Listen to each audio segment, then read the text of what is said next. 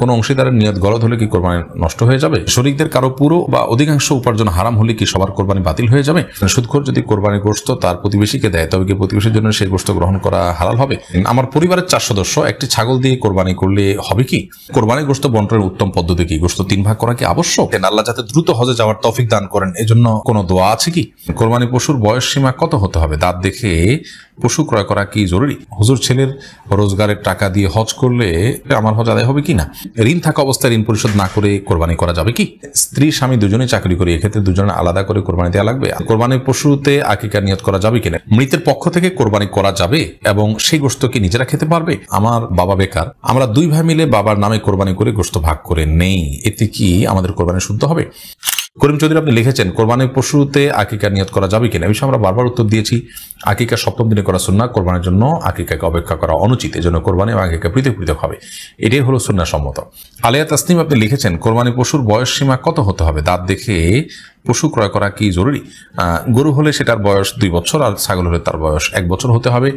এটা দাঁত দেখেই নিরূপণ করা আবশ্যক নয়। আপনি নিজে চিনেন কোনো ব্যক্তিকে, বিশ্বাস্ত, তিনি বলেছেন যে হ্যাঁ এটা বয়স এটা এরকম হয়েছে, আমি নিজে পেলেছি, এটাকে আপনি বিশ্বাস করতে পারেন। আর দাঁত দেখে অভিজ্ঞরা যদি আপনার বছর নিরূপণ করতে পারেন সেটার উপর আপনি নির্ভর করতে পারেন। শাহিনী আইডি থেকে আপনি লিখেছেন আল্লাহ যাতে দ্রুত হজে যাওয়ার তৌফিক দান করেন এজন্য কোনো দোয়া আছে কি? বিশেষ বা সুনির্দিষ্ট দোয়া তো নেই, কিন্তু আপনি আল্লাহ তাআলার কাছে সাধারণভাবে দোয়া কবুলের সময়গুলোতে করবেন, দোয়া আল্লাহর কাছে চাওয়াগুলোকে পেশ করবেন, চোখের পানি ফেলবেন, নিজে একটু একটু করে পয়সা করে জমাবেন, চেষ্টাটা আপনি করবেন অন্তত যে আল্লাহ রাব্বুল আলামিন যেন আপনাকে তৌফিক দান করেন। এই মনির স্বাধীন, আপনি লিখেছেন ঋণ থাকা অবস্থায় ঋণ পরিশোধ না করে কোরবানি করা যাবে কি?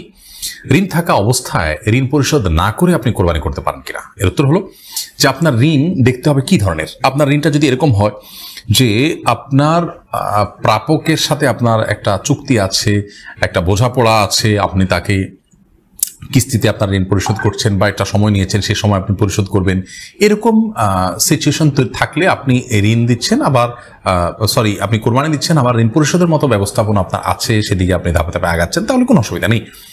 কিন্তু যদি এমন হয় যে আপনার প্রাপকের, যার কাছ থেকে ঋণ নিয়েছেন বা যার কাছে আপনার দেনা আছে, তার পক্ষ থেকে প্রেশার আছে এবং আপনার কোরবানির টাকাটা দিলেও ঋণ কিছুটা কমে, তাতেও আপনার প্রাপক খুশি হয়, সেটা না করে আপনি কোরবানি করলে সেটা কিন্তু আপনার জন্য জায়েজ হবে না। কারণ আপনি যদি ঋণগ্রস্ত থাকেন এবং ঋণ দেওয়ার মতো কোনো টাকা না থাকে, তাহলে সেক্ষেত্রে কোরবানি নয়, আপনার জন্য ঋণ দেওয়ার গুরুত্ব অনেক বেশি। আর যেমনটা আগে বলেছি, ঋণ দেওয়ার বিষয়টি যদি একটা সিস্টেমের মধ্যে থাকে, একটা কমিটমেন্টের মধ্যে থাকে, ধরুন 1 বছর সময় নিয়েছেন, সে 1 বছর পর আপনি দিবেন ব্যবস্থা আছে, এখন আপনি কোরবানি করছেন, কোনো অসুবিধা নেই, এটি আপনি করতেই পারেন। ইমরান নজর, আপনি লিখেছেন নবী করিম সাল্লাল্লাহু আলাইহি সাল্লামের পক্ষে কোরবানি করা যাবে কি? নবী করিম সাল্লাল্লাহু আলাইহি সাল্লামের পক্ষ থেকে যদি কোরবানি করা হয় তাহলে সেক্ষেত্রে সেই কোরবানি করা যাবে, সাহাবা একরাম করেছেন এটি। এরপর এমডি নাজমুল ইসলাম, আপনি লিখেছেন আমার বাবা বেকার, আমরা 2 ভাই মিলে বাবার নামে কোরবানি করে গোশত ভাগ করে নেই, এতে কি আমাদের কোরবানি শুদ্ধ হবে? আপনারা যদি কোরবানি করা কোরবানি আপনাদের উপরে বর্তায় এরকম না হন, আপনারা নিজেরা সামান্য সামান্য পয়সা উপার্জন করেন, জমিয়ে সব 2 জন মিলে বাবাকে টাকা দেন যে বাবার তরফ থেকে কোরবানি হবে, এরকম যদি হয় তাহলে সেটা বাবার তরফ থেকে কোরবানি হিসেবে গণ্য হবে, কোনো অসুবিধা নেই। আর যদি আপনারা সচ্ছল হয়ে থাকেন তাহলে আপনাদের কোরবানি আপনাদেরকে করতে হবে, বাবাকে অনার করার বিষয় না এখানে। আপনারা 2 জন সচ্ছল হলে 2 জনের তরফ থেকে 2টা কোরবানি করবেন, প্রয়োজনে বাবার তরফ থেকে আরেকটা করবেন, কিংবা আপনার 2 জনে আলাদা আলাদা করে 2 জনের তরফ থেকে আলাদা কোরবানি করবেন, সেটাই আপনাদের কোরবানি হিসাবে যথেষ্ট হবে। শামসুন নাহার, আপনি লিখেছেন হুজুর, ছেলের রোজগারের টাকা দিয়ে হজ করলে আমার হজ আদায় হবে কি না?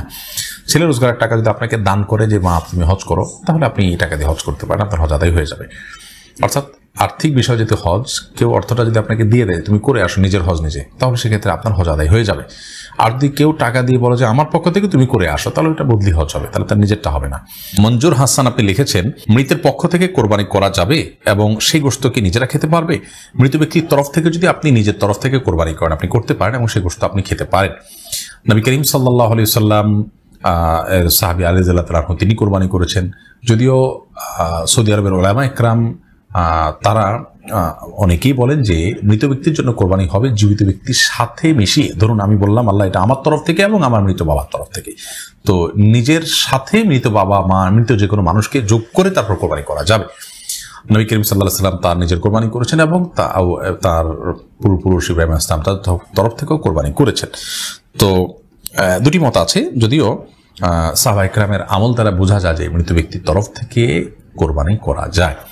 অতএব মৃত ব্যক্তির তরফ থেকে কোরবানি করতে পারেন, সে গোশত আপনি নিজে খেতে পারবেন। তবে মৃত ব্যক্তির তরফ থেকে কোরবানির ব্যাপারে যদি মানত থাকে অথবা ওসিয়ত থাকে তাহলে সেক্ষেত্রে সেই গোশত আপনাকে বন্টন করে দিতে হবে, এটা আপনি খেতে পারবেন না। আবুল কালাম আজাদ লিখেছেন, স্ত্রী স্বামী দুজনেই চাকরি করি, এক্ষেত্রে দুজনে আলাদা করে কোরবানি দেওয়া লাগবে? আলাদা আলাদা উপার্জন থাকলে আলাদা আলাদা সম্পদের মালিক হলে আলাদা আলাদা করে কোরবানি দিবেন। যদিও অনেক ওলামা ইকরাম বলেছেন যে প্রত্যেক পরিবার তরফ থেকে একজন দিলে সবার তরফ থেকে আদায় হয়ে যাবে, এবং সে সপক্ষেও হাদিস আছে, দুই পক্ষেই দলিল আছে।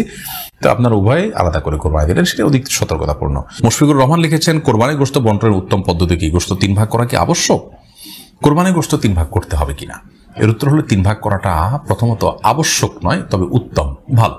আল্লাহ রাব্বুল আলামিন কোরআনে কারিমে বলেছেন, ফাকুলু মিনহা ওয়া আত'ইমুল কানিআ ওয়াল মু'তারা। অন্য আয়াতে আল্লাহ বলেছেন, ফাকুলু মিনহা ওয়া আত'ইমুল বাঈসাল ফাকির। খোলাসা কথা হলো, আল্লাহর নির্দেশনা হলো তোমরা কোরবানির গোশত থেকে নিজেরা খাও এবং যারা অভাবী মানুষ দুস্থ তাদেরকে দাও, আর যারা অভাবী দুস্থ নয় তোমাদের আত্মীয় স্বজন প্রতিবেশী তাদের সাথে শেয়ার করো। অর্থাৎ এই 3 ভাগে ভাগ করে আপনি কোরবানির গোশত দিলে বা ব্যয় করলে, খরচ করলে সেটা উত্তম। কিন্তু 3 ভাগ সমান হারে করতে হবে, বেশি দিক করা যাবে না, এরকম না। আপনি নিজের জন্য একটু বেশি রাখলেন, গরিবকে দিলেন একটু বাড়িয়ে, প্রতিবেশী একটু কম দিলেন, অথবা আপনি নিজের জন্য খুব কম রাখলেন, গরিবকে বেশি দিয়ে দিলেন, করতে পারে একটু। মানে 3টা ক্যাটাগরিতে ভাগ করবেন, এটা হলো মূল বিষয়। এখন সমান করে 3টাই করতে হবে এমনটা বাধ্যতামূলক না, তবে সমান করে 3টা করতে পারলে সেটা অবশ্যই ভালো। আল্লাহ 3 ভাগ করতে বলছেন, আপনি এটাকে সমান করে করছেন, গণমুখ মানার চেষ্টা করেছেন, এটা ভালো, প্রশংসনীয়। কিন্তু এটাকে বাধ্যবাধক বিষয় মনে করা যাবে না। আমরা অনেকে এটাকে অনেক আবশ্যক বানিয়ে ফেলেছি। এমনি তার আগে আপনি লিখেছেন, আমার পরিবারের 4 সদস্য একটি ছাগল দিয়ে কোরবানি করলে হবে কি?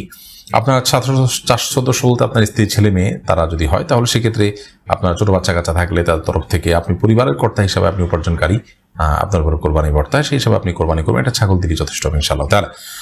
নবী সাল্লাল্লাহু আলাইহি ওয়াসাল্লাম হাদিসে বলেছেন, প্রত্যেক পরিবারের তরফ থেকে একটি করে কোরবানি বর্তায়। কিন্তু পরিবারে যদি একাধিক সদস্য তারা তাদের ভিন্ন ভিন্ন ইনকাম থাকে, আলাদা আলাদা সামর্থ্য থাকে, তৌফিক থাকে, তাহলে সেক্ষেত্রে সেটি ভিন্নতর বিষয়। সাগর বিন তাহের আপনি লিখেছেন, সুদখোর যদি কোরবানির গোশত তার প্রতিবেশীকে দেয় তবে কি প্রতিবেশীর জন্য সেই গোশত গ্রহণ করা হালাল হবে? যদি হালাল কোনো উপার্জন তার না থাকে, শুধুই হারাম হয়, তাহলে সেক্ষেত্রে এটা গ্রহণ করবেন না। আর যদি হালাল হারাম মিশ্রিত থাকে, হালাল পরিমাণ বেশি থাকে বা সমান থাকে, তাহলে সেক্ষেত্রে এটা আপনি গ্রহণ করতে পারেন। আর যদি না গ্রহণ করলে অসুবিধা তৈরি হয়, তাহলে নিয়ে সব নিয়ত করা ছাড়া অন্য গরিব মানুষকে দিয়ে দিবেন। মাহমুদ আলী আইডি থেকে লিখেছেন, কোনো অংশীদারের নিয়ত গলদ হলে কি কোরবানি নষ্ট হয়ে যাবে? হানাফি মাযহাব অনুযায়ী সবার কোরবানি নষ্ট হয়ে যাবে, যদিও আর ওলামা ইকরাম বলেছেন না, যার যার আমল তার একজনের পাপের বোঝা আরেকজন বহন করবে না। শহীদুল আপনি লিখেছেন, শরীকদের কারো পুরো বা অধিকাংশ উপার্জন হারাম হলে কি সবার কোরবানি বাতিল হয়ে যাবে? হানাফি মাযহাবের ওলামা ইকরাম এর দৃষ্টিভঙ্গি হলো সবার কোরবানি বাতিল হয়ে যাবে। যদি এখানে একটা এহরাকে দম হচ্ছে, একটা পশু জবে হচ্ছে, অথবা একটা পশু জবের আংশিক নিয়ত খারাপ হলে পুরোটাই সেটার আওতাভুক্ত হয়ে যায়। যদিও সৌদি আরবের স্কলার উলামা ইকরাম তারা এক্ষেত্রে ভিন্ন মত পোষণ করেন। তারা বলেন যে না, আল্লাহ বলেছেন ওয়াল্লা তাজরু ওয়াজিরাতুন বিজরা উখরা, একজনের পাপের বোঝা আরেকজন বহন করবে না।